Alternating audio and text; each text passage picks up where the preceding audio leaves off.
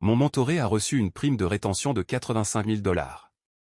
J'ai reçu 25 000 $, après avoir passé 15 ans à le former.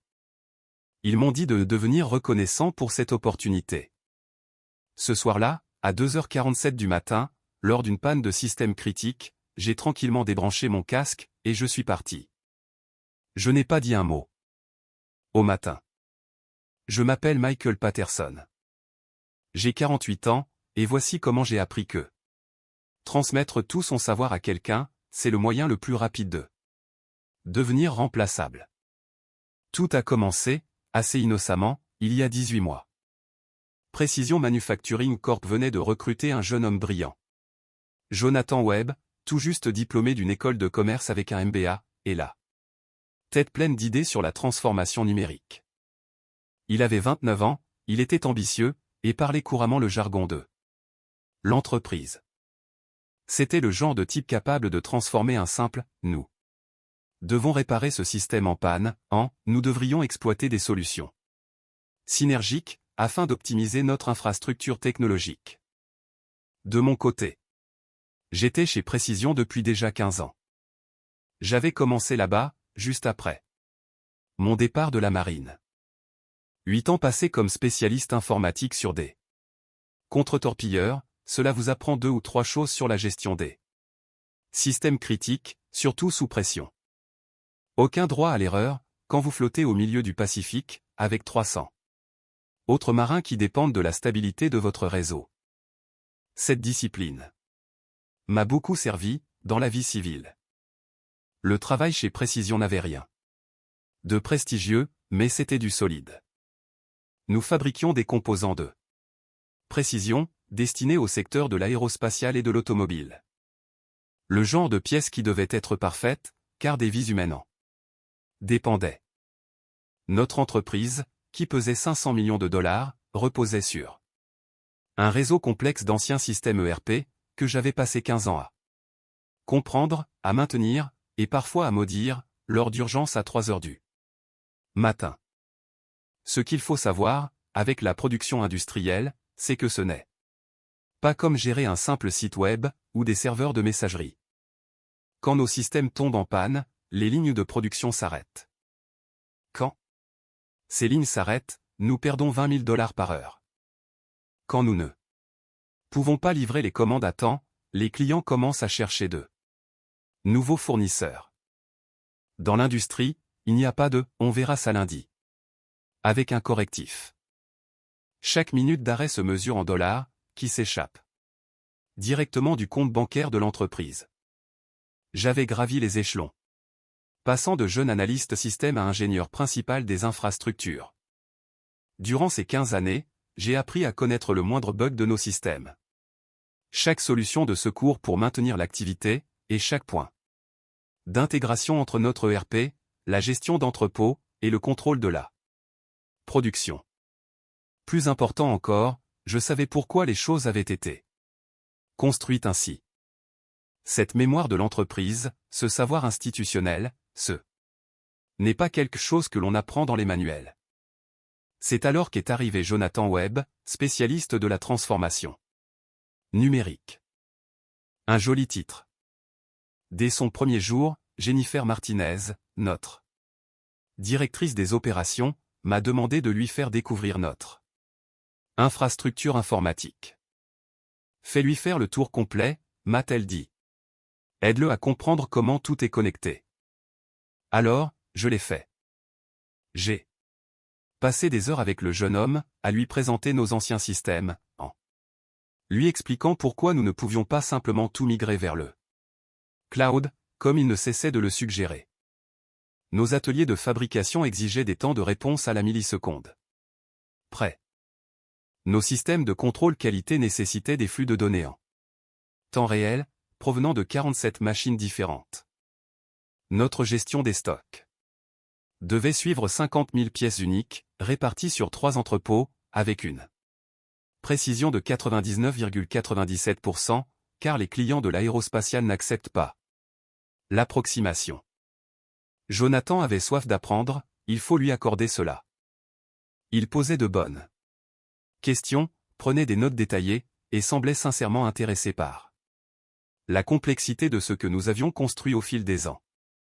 Il me rappelait moi-même à mes débuts, avide de connaissances, avec cette envie de faire bouger les choses. J'appréciais vraiment de le guider. Pourtant, dès le 3e mois, quelque chose a changé. Jonathan a commencé à assister à des réunions de direction, auxquelles je n'avais jamais été invité. Il s'est mis à parler d'initiatives de modernisation et d'opportunités d'optimisation des infrastructures. Il lançait des expressions comme « exploiter la connaissance des systèmes existants » ou « s'appuyer sur l'expertise institutionnelle ». En langage d'entreprise, cela signifiait « Michael m'a appris tout cela, mais c'est moi qui vous le présente. » Ne vous méprenez pas, le jeune homme était intelligent. Il comprenait la stratégie commerciale, d'une manière qui m'échappait totalement. Il était capable de prendre mes explications techniques sur les performances des bases de données, pour les transformer en diapositives PowerPoint, devant lesquelles les dirigeants hochaient la tête avec approbation. Il savait présenter les solutions, dans le langage que la direction voulait entendre. Cependant, il y a une grande différence entre comprendre un sujet pour le présenter, et le comprendre assez bien pour le réparer, lorsqu'il tombe en panne à 2 heures du matin un samedi. Jonathan vivait dans le premier monde, et moi, je vivais dans le second. Au bout de 6 mois, il était invité aux sessions de planification stratégique. Au 9e mois, il disposait de son propre budget pour des projets de transformation numérique. Au bout d'1 an, les dirigeants ne tarissaient pas d'éloges sur son approche innovante de la modernisation des anciens systèmes. Tout cela reposait, intégralement, sur les bases que je lui avais expliquées lors de nos premières séances de formation. Au début, cela ne me dérangeait pas. Former des profils juniors faisait partie du travail. Voir réussir quelqu'un que l'on a formé est gratifiant, et Jonathan saluait toujours la collaboration avec l'équipe d'infrastructure lorsqu'il présentait ses projets, ce qui était techniquement exact, et formulé de manière diplomatique. Puis, le mois de novembre est arrivé. Le mardi précédent Thanksgiving, Jennifer Martinez a envoyé un email à toute l'entreprise, avec pour objet, investir dans notre avenir, annonce d'un programme de fidélisation. En jargon d'entreprise, cela voulait dire, nous perdons nos meilleurs éléments, et nous devons stopper l'hémorragie avant l'annonce des primes de Noël. Elle planifiait des entretiens individuels pour discuter d'enveloppes de rétention compétitive, destinée au personnel clé. Le genre de formulation qui semble généreuse, jusqu'à ce que l'on comprenne qu'ils essaient de poser des menottes dorées sur des personnes qui, autrement, s'en iraient. J'aurais dû le voir venir. Depuis des mois, les signes ne trompaient pas. Des personnes compétentes partaient les unes après les autres. Notre meilleure administratrice de base de données avait rejoint une start-up technologique, pour une augmentation de 50%. Notre ingénieur réseau s'était fait débaucher par un concurrent. 2 de nos analystes de production les plus expérimentés avaient donné leur démission au cours de la même semaine. Le marché de l'emploi était très dynamique, et Précision était en train de perdre la guerre des talents. Pourtant, je ne m'inquiétais pas pour ma situation. 15 ans d'expérience au sein de l'entreprise, un parcours sans faute pour maintenir les systèmes critiques opérationnels, et de bonnes relations avec tous les fournisseurs et prestataires avec lesquels nous travaillons. Je pensais être à l'abri. Après tout, j'étais l'homme de la situation, celui qu'on appelait quand tout allait de travers. Cette certitude a duré, exactement, jusqu'à ce que Jennifer m'appelle le mercredi après-midi, pour discuter de ma prime de rétention. Jennifer m'a appelé en premier, ce mercredi après-midi-là, ce qui aurait dû me mettre la puce à l'oreille. Dans le monde de l'entreprise américaine, quand on a une bonne nouvelle pour vous, on vous fait attendre. En revanche, lorsqu'on s'apprête à vous décevoir, on liquide l'affaire au plus tôt, afin de passer le reste de la semaine à gérer les conséquences. Michael, m'a-t-elle dit, avec son arrière-plan vidéo affichant cette bibliothèque élégante que tout le monde semble utiliser aujourd'hui. Professionnel, mais accessible. Je veux commencer par vous remercier pour tout ce que vous faites. Vous avez joué un rôle absolument essentiel pour notre stabilité, en particulier pour le maintien de nos anciens systèmes à travers toutes ces transitions. Le silence qui a suivi m'a donné l'impression de tomber dans une cage d'ascenseur. J'avais participé à assez de discussions d'entreprise pour savoir que tout ce qui précédait le mot « mais » n'était que de l'enrobage. Nous sommes ravis de vous proposer une prime de rétention de 25 000 $. Versée sur 6 mois, sous réserve d'un engagement de votre part pour une durée de 18 mois. 25 000 $. J'ai fixé mon écran, essayant de digérer ce chiffre. Ma première pensée n'a été ni de la gratitude, ni de l'enthousiasme. C'était du calcul. Du calcul froid, pragmatique, lié au budget de ma famille. Ma fille, Rachel, en était à la moitié de sa 2e année à l'université d'État. Les frais de scolarité, de logement et de nourriture nous coûtaient 28 000 $ par an. Mon fils, Anthony, allait commencer sa première année à l'automne prochain. 2 enfants à l'université en même temps. C'était le cauchemar financier auquel Kate et moi nous préparions depuis qu'ils étaient au collège, sans pour autant nous sentir armés pour y faire face. Kate avait réduit son temps d'enseignement pour travailler à temps partiel l'année dernière, afin d'aider à s'occuper de sa mère, qui s'était installée chez nous après son accident vasculaire cérébral. C'était une bonne chose pour la famille, mais un coup dur pour les finances. Nous nous en sortions, mais tout juste. Chaque dollar comptait. Chaque dépense imprévue nous obligeait à piocher dans des comptes d'épargne déjà bien entamés. Ces 25 000 $, répartis sur 6 mois, représentaient environ 4 100 $ supplémentaires par mois avant impôt.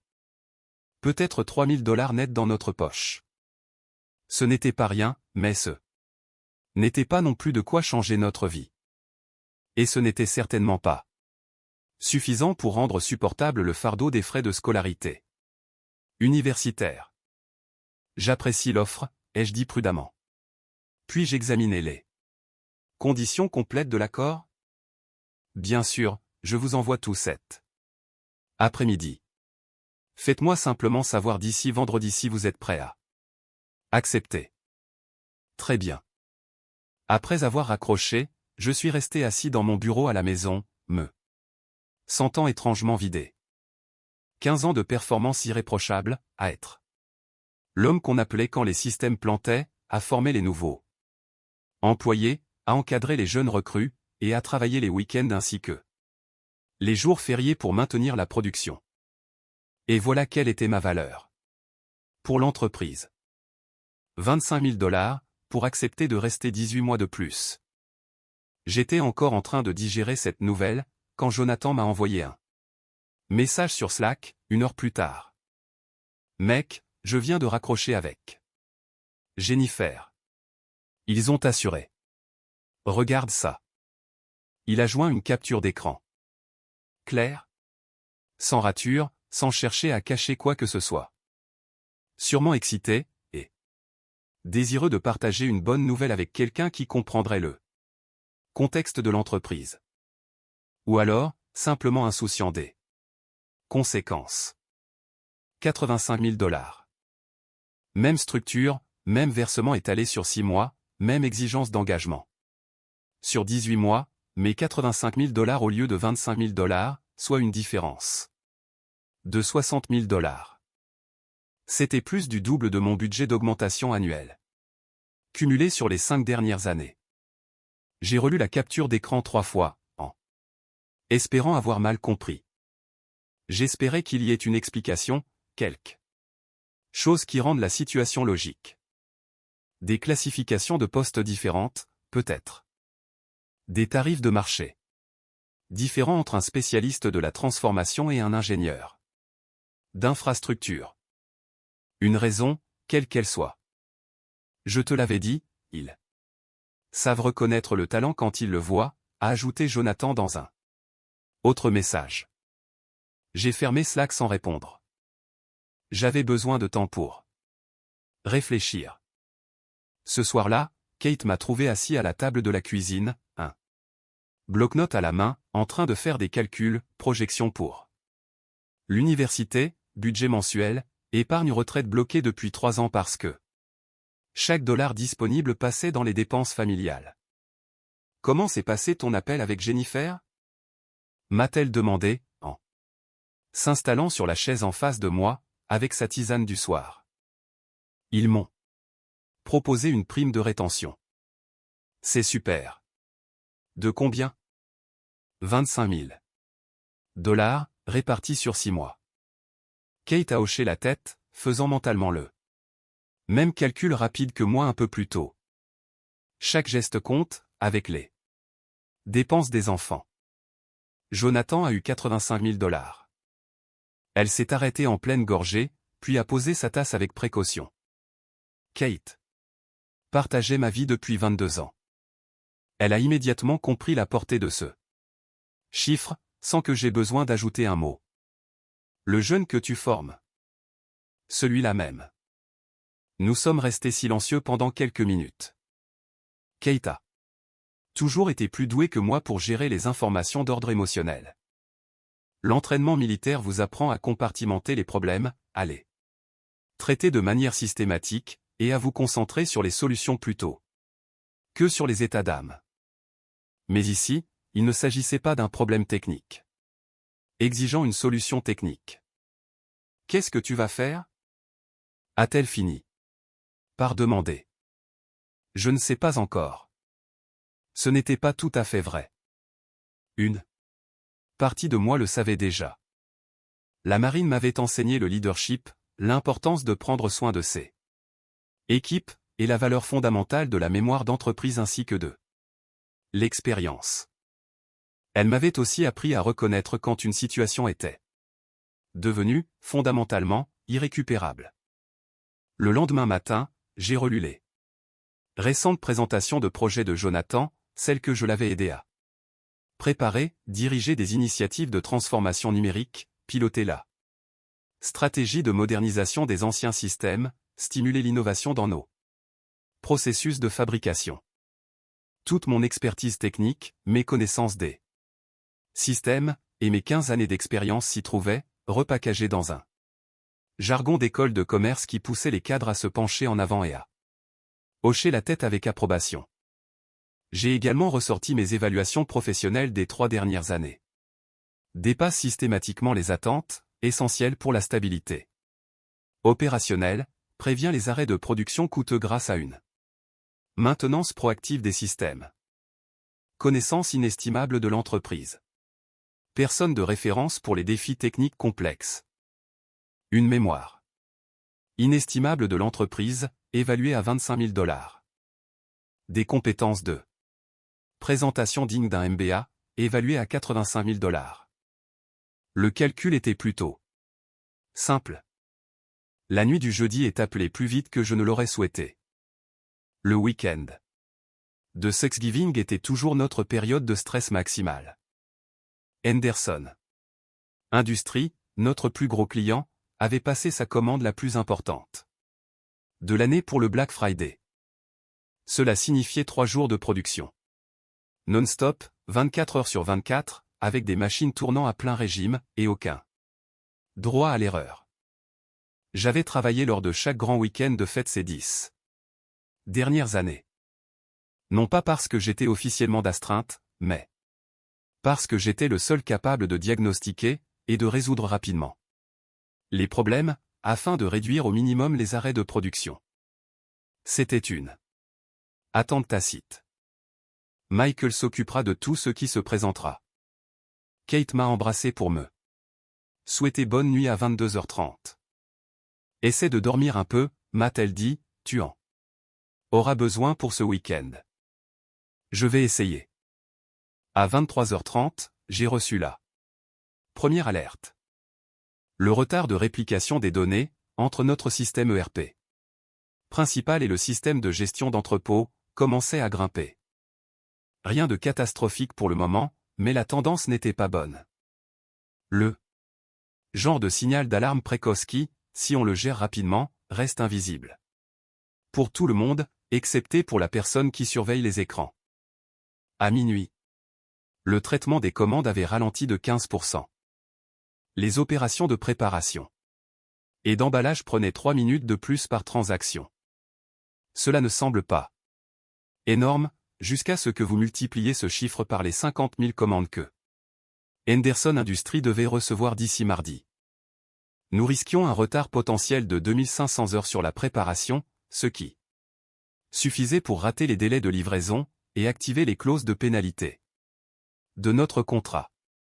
J'ai remonté la source du problème jusqu'à un script d'optimisation de base de données que Jonathan avait mis en place la semaine précédente. Son initiative d'amélioration des performances, un autre de ses projets magnifiques sur des diapositives PowerPoint. Le script était censé améliorer les temps de réponse des requêtes en période normale, et c'était le cas. Techniquement, sous une faible charge, les requêtes s'exécutaient 12% plus rapidement. Le problème était que personne ne l'avait testé avec le volume du Black Friday.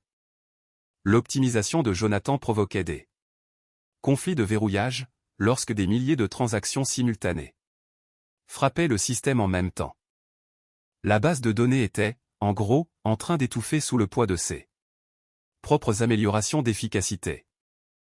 J'avais deux options, annuler le script d'optimisation, ce qui résoudrait le problème immédiat mais nécessiterait d'arrêter le système pendant 10 minutes en plein pic de traitement, ou appliquer une solution de contournement temporaire pour nous permettre de tenir bon jusqu'à lundi, jour où nous pourrions traiter le problème proprement durant les heures de maintenance. Pendant 15 ans, j'avais toujours choisi la seconde option. Accepter la difficulté à court terme pour éviter un désastre à long terme, minimiser les arrêts, maintenir la stabilité, et garder les machines allumées. C'est ce que font les ingénieurs d'infrastructure.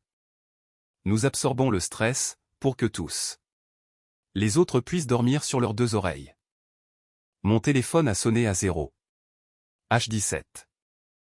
C'était Jennifer, la voix tendue par le stress. Michael, je vois des alertes sur le tableau de bord. Qu'est-ce qui se passe? J'ai expliqué la situation. Les détails techniques, la cause profonde, les options de dépannage, et le temps estimé pour résoudre le problème. C'était là. Même analyse calme, et professionnelle, que j'avais fournie des dizaines de fois. Au fil des ans. À quel point est-ce grave? Est-ce que cela peut attendre le matin? Cela va s'aggraver. Nous commencerons à rater les délais de livraison d'ici 6 heures du matin, si je ne résous pas cela maintenant. Jonathan avait mentionné que cette optimisation devait améliorer les performances du système. Bien sûr, il s'était probablement attribué le mérite de l'amélioration de 12% sur les requêtes classiques, sans préciser qu'il ne l'avait jamais testé sous charge maximale. Cela fonctionne très bien dans des conditions normales. Mais cela lâche sous la pression. Peux-tu réparer sans couper le système? Pas de manière sécurisée. Je peux appliquer un correctif temporaire, mais nous rencontrerons à nouveau le même problème durant les heures de pointe. Fais ce qu'il faut, mais limite au maximum l'interruption de service. J'ai mis en place la solution temporaire, j'ai surveillé le système pendant 20 minutes. Pour m'assurer qu'il tenait le coup, et j'ai tout consigné dans le registre des incidents. Les performances du système sont redevenues normales. La crise était évitée. Un autre sauvetage réussi, qui ne figurerait jamais dans une évaluation annuelle ou dans un rapport de direction. À 1h47, Jonathan m'a envoyé un message sur Slack. J'ai entendu dire qu'il y avait de l'ambiance ce soir. Tu as géré le coup? Comme s'il prenait des nouvelles du score d'un match de basket. Décontracté, détaché, complètement déconnecté des 3 heures de stress que je venais de subir pour corriger son code défaillant. C'est réparé? Ai-je répondu. Super. C'est ce que j'ai dit à Jennifer quand elle m'a appelé, que tu t'en occuperais. On fait une bonne équipe, mec. On. Ce mot m'a glacé comme de l'eau glacée. Nous, de majesté qui s'approprie le succès, tout en déléguant le travail réel à quelqu'un d'autre. Jonathan avait dit à Jennifer qu'il s'occuperait de la crise, utilisant le nous collectif pour s'attribuer le mérite d'un travail qu'il ne savait pas faire, de problèmes qu'il ne savait pas résoudre, et d'une expertise qu'il ne possédait pas. À 2h30, une autre alerte s'est déclenchée. Un système différent, mais le même problème sous-jacent. Le script d'optimisation de Jonathan créait des pannes en cascade sur plusieurs connexions de bases de données. Le système de gestion d'entrepôt peinait à se synchroniser avec les contrôles d'inventaire. Notre tableau de bord du contrôle qualité affichait des erreurs de dépassement de temps. 3 systèmes critiques, tous en train d'étouffer, à cause de cette même amélioration qui avait pourtant semblé si parfaite lors des tests. J'avais les 2 mêmes options que précédemment, appliquer des correctifs individuels pour chaque système affecté, ou annuler l'intégralité de la mise à jour de Jonathan, en coupant tout pendant 15 minutes, durant la nuit la plus chargée de l'année. Je suis resté assis devant ma console de travail, les yeux fixés sur les journaux d'erreurs, en repensant à ce message sur Slack, on fait une bonne équipe.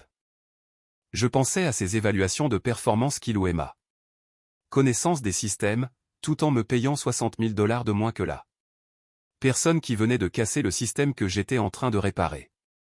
Je pensais à ces 15 années d'appels à 3h du matin, d'urgence de week-end, et de garde pendant les jours fériés, tout cela estimé, d'une manière ou d'une autre, à une valeur de $25 000.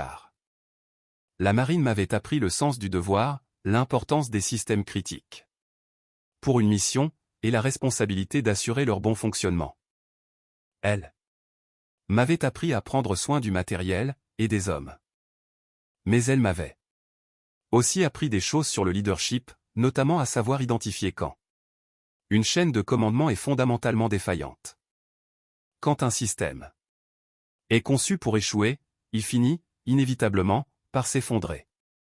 Lorsque les décisions de la direction privilégient systématiquement l'apparence au détriment du fond, le clinquant plutôt que la compétence, et l'art de la présentation au lieu de la capacité réelle à agir sous pression, le système devient intenable. J'aurais pu résoudre cette crise.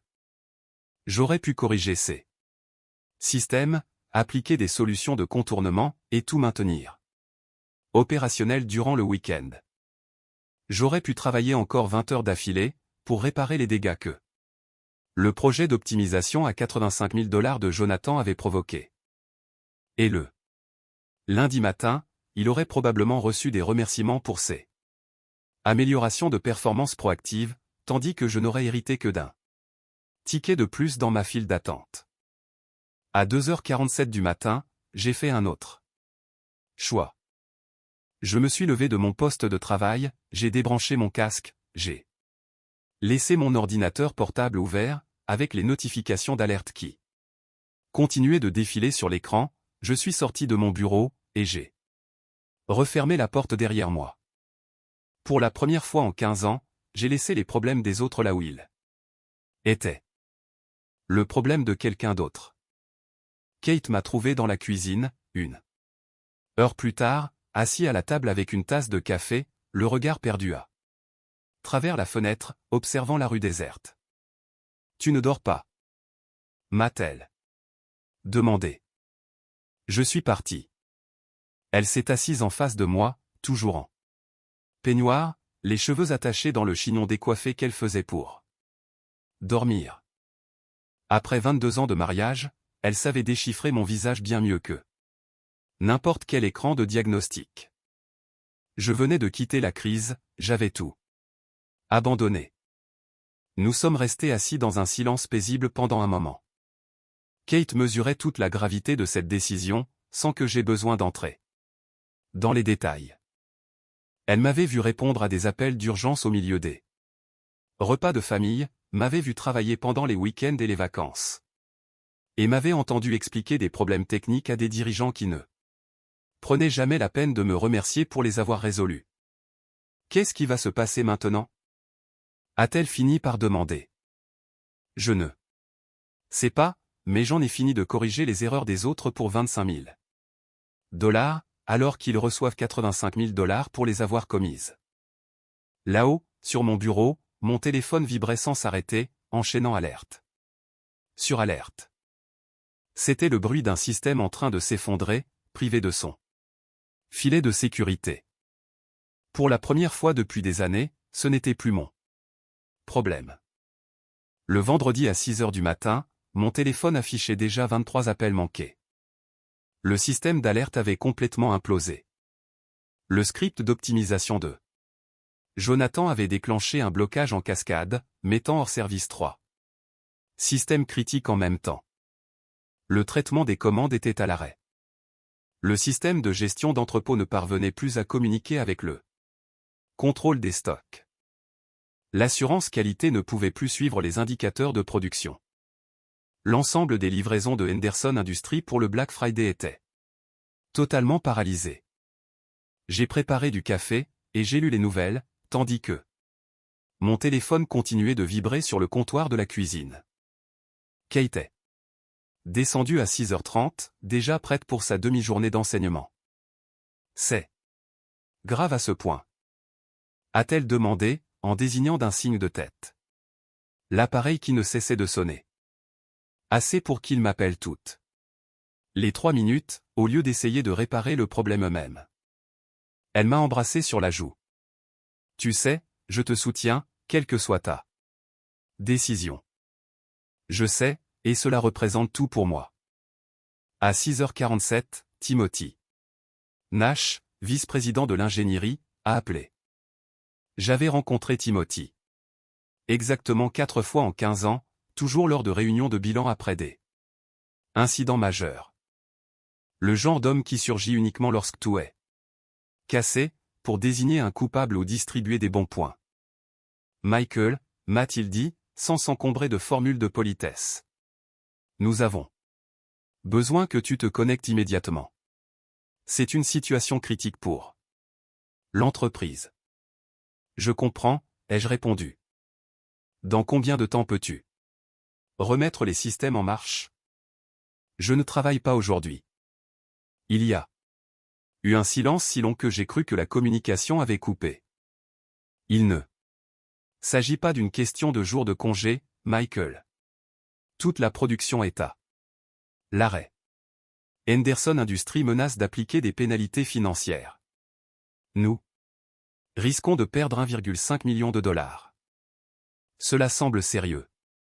Vous devriez demander à votre spécialiste en transformation numérique de s'en occuper. J'ai cru comprendre qu'il avait reçu une prime de rétention de 85 000 $. Nouveau silence. À l'autre bout du fil, je percevais des bruits de fond, des bribes de conversation croisées, la tension dans les voix, l'agitation des équipes en panique. Jonathan n'a pas ta connaissance des systèmes. Alors, il aurait fallu y penser avant d'attribuer les primes de rétention. Le ton de Timothy a changé, devenant plus dur. Nous en discuterons lundi. Très bien, ai-je répondu avant de raccrocher. À la mi-journée, la crise avait pris une toute autre ampleur. Henderson Industries avait fait appel à son fournisseur de secours pour assurer 60% de ses commandes du Black Friday. 3 autres clients majeurs commençaient à poser des questions embarrassantes sur la fiabilité de nos systèmes, et sur nos procédures de reprise après sinistre. L'action de Précision chutait de 4% en bourse, suite aux rumeurs concernant nos difficultés opérationnelles. Jennifer a appelé à 13h15. Sa voix était fatiguée, épuisée. Michael, nous devons parler. Je vous écoute. Que te faut-il pour que tu acceptes de te reconnecter? Enfin, la question que j'attendais depuis 15 ans. Une rémunération qui reflète ma valeur réelle, plutôt que mes talents d'orateur lors de présentation. La reconnaissance du fait que 15 ans d'expérience, cela a un Prix. Une structure qui ne punit pas la compétence, tout en récompensant la mise en scène d'entreprise. Je ne peux pas modifier ta rémunération pendant un week-end. Dans ce cas, il semble que vous ayez un problème de week-end. J'ai raccroché, et j'ai éteint mon téléphone. Le samedi matin, Kate et moi sommes allés assister au match de basket d'Anthony. Une activité familiale tout à fait normale. Cela faisait du bien de s'asseoir dans les tribunes du gymnase, d'encourager mon fils, et de ne plus penser au blocage de bases de données, aux pannes de serveurs, ou au chaos que j'avais laissé derrière moi. Pour la première fois depuis des mois, je n'étais pas en train d'imaginer des scénarios de dépannage, ou de redouter les notifications d'alerte. Le dimanche après-midi, j'ai rallumé mon téléphone. J'avais 47 appels manqués. Des messages de collègues inquiets qui me demandaient si j'allais bien, un email des ressources humaines réclamant un entretien d'urgence dès le lundi matin. Et puis, un message provenant d'un numéro inconnu. Michael, bonjour, je m'appelle Rebecca Stevens de chez Hendrix Manufacturing. J'ai eu vos coordonnées par Sarah Thompson, qui a travaillé avec vous chez Précision. Nous recherchons actuellement un directeur pour l'intégration des anciens systèmes. Seriez-vous disponible pour en discuter? Sarah avait été l'une de nos meilleures administratrices de base de données, avant de nous quitter pour une meilleure opportunité il y a 6 mois. Une femme intelligente, qui s'était lassée de voir les promotions lui passer sous le nez au profit d'hommes moins qualifiés, mais rapidement propulsés vers des rôles d'encadrement. J'ai rappelé Rebecca. Hendrix Manufacturing était un équipementier aérospatial réalisant un chiffre d'affaires de 300 millions de dollars, et qui souhaitait moderniser correctement son infrastructure informatique. Il cherchait une personne possédant une solide expérience industrielle pour diriger une équipe de 6 ingénieurs. Quelqu'un qui comprenne à la fois les anciens systèmes, et les enjeux de l'intégration moderne. L'entretien a duré 90 minutes. Rebecca connaissait ma réputation dans le secteur, car elle avait entendu parler de mon travail chez Précision par plusieurs canaux. Plus important encore, elle mesurait la valeur du savoir accumulé en interne, et d'une expertise technique concrète. C'était le genre de dirigeante qui avait gravi les échelons depuis l'atelier, et qui savait faire la distinction entre des présentations flatteuses, et une compétence réelle. Le lundi matin, j'ai envoyé ma démission par email à Précision, avec effet immédiat. J'avais déjà accepté la proposition de Hendrix, une hausse de salaire de 30%, une prime d'embauche de 15 000 $, et des perspectives d'évolution claires pour devenir directeur principal d'ici 2 ans. Plus important que tout, j'intégrais une entreprise qui respectait l'expérience autant que l'innovation. Vous commettez une erreur, m'a dit Timothy, lorsque je l'ai appelé pour lui confirmer mon départ. L'erreur, je l'ai commise il y a 15 ans, lui ai-je répondu. Aujourd'hui, je la corrige. Les retombées pour Précision ont été rapides, et tout à fait prévisibles. Jonathan a travaillé pendant 72 heures d'affilée ce week-end-là. Il a probablement plus appris sur nos systèmes en C. 3 jours, que durant ses 18 mois de présence. Cependant, on ne peut pas remplacer 15 années d'expérience pratique en un seul week-end. Henderson Industries a transféré 40% de ses commandes vers des concurrents. 2 autres clients ont exigé une réécriture de leur contrat, imposant des exigences de niveau de service, SLA, plus strictes, et des pénalités financières plus élevées. Le programme de primes de rétention a été suspendu, en toute discrétion, pour réévaluation. Jennifer a été réaffectée à un rôle de conseil stratégique. En langage corporate, cela signifiait qu'on la déplaçait dans un placard, là où elle ne risquait plus de faire de dégâts. Timothy a sauvé son poste, mais de justesse. Jonathan, quant à lui, est resté 6 mois de plus. Il n'était pas incompétent, mais simplement inexpérimenté, et trop sûr de lui. On s'est rendu compte que savoir présenter des améliorations de système, ce n'est pas la même chose que savoir les concevoir et les mettre en œuvre sous la pression du direct. Aujourd'hui, il travaille dans un cabinet de conseil et continue probablement d'enseigner la transformation numérique à d'autres entreprises, bien à l'abri derrière des diapositives PowerPoint. Je travaille chez Hendrix depuis maintenant 8 mois. Le mois dernier, ils m'ont promu directeur principal de la stratégie des infrastructures. Mon équipe compte désormais 9 ingénieurs. Nous modernisons un site industriel vieux de 35 ans. Mais nous le faisons de façon réfléchie, en respectant les systèmes existants qui fonctionnent, tout en mettant à niveau ceux qui doivent l'être. Toute la différence réside dans une direction qui comprend la valeur du travail. Rebecca sait parfaitement pourquoi elle m'a embauché. Mes ingénieurs savent que leur expertise est pleinement reconnue. Lorsque nous déployons des scripts d'optimisation, nous réalisons de véritables tests de charge. Et lorsque des pannes surviennent, nous les réparons de fond en comble, plutôt que de poser des pansements à la hâte. Rachel a terminé sa 2e année d'université, avec d'excellents résultats. Anthony vient de finir ses journées d'intégration en première année. La pression financière d'avoir 2 enfants à l'université en même temps reste bien réelle. Mais elle est tout à fait surmontable aujourd'hui.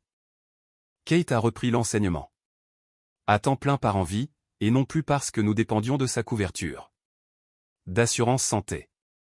Parfois, je me demande ce qui se serait passé si j'avais été resté chez Précision. Si j'avais accepté cette prime de rétention de 25 000 $, et si j'avais continué à corriger, dans l'ombre, les erreurs des autres. J'aurais probablement fait une crise cardiaque prématurée à force de travailler, tout en voyant des personnes moins compétentes que moi monter en grade. Au lieu de cela, j'ai appris une leçon essentielle sur la loyauté et l'estime de soi. Pour avoir du sens, la loyauté doit être partagée. Une entreprise qui chiffre votre contribution à 25 000 $, tout en versant 85 000 $ à quelqu'un d'autre pour récupérer votre travail, n'est pas un endroit qui mérite vos efforts. Partir à 2h47 du matin n'était pas une question d'ego ou de vengeance. C'était simplement l'instant où j'ai enfin pris conscience de ma propre valeur. En refusant d'accepter moins. Parfois, la meilleure décision de carrière consiste à savoir s'arrêter et à cesser de résoudre gratuitement les problèmes des autres. Votre expérience a une valeur